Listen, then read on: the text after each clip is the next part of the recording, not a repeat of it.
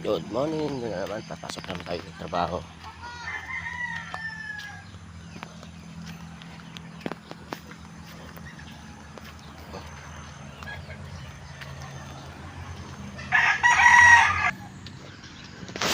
Kasi ang ulan dito kagabi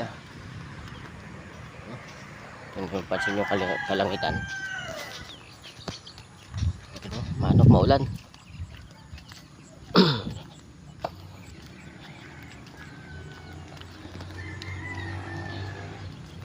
Talagang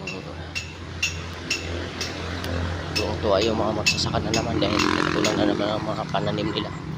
Tulad niya lang sa ngayon. Diba? Dati ano yan, tuyong-tuyo yan dyan ngayon. Basta na yung lupa. Diba?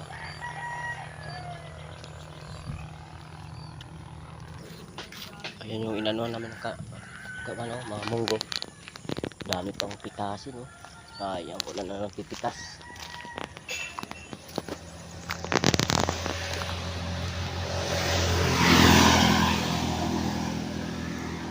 Wala tayo sa kalsada, mag-abang tayo ng jeep ngayon at papasok na tayo.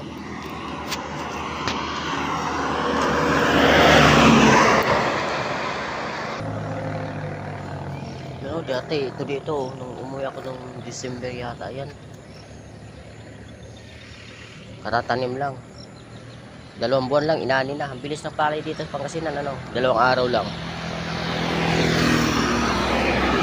Bilis nila maano yung palay. Sa amin sa Samar, inaabot ng ilang buwan bago maani. Ito naman kasi yung yung palay doon sa Samar, yung matataas kaya tagal anihin. Siguro inaabot ng mga 5 buwan doon sa amin, doon sa Samar ang palay bago anihin. Dito halos 2 buwan lang ani agad ito dati yun yung sinasabi ko dyan, diba? Lawak ng mga dito. So yun lang mga guys, salamat sa inyong panonood. Bye bye po, good morning, happy holiday po. Ngayon po ay walang makapasok ng ating mga estudyante. Kaya thank you so much sa inyong lahat. Bye bye, God bless po.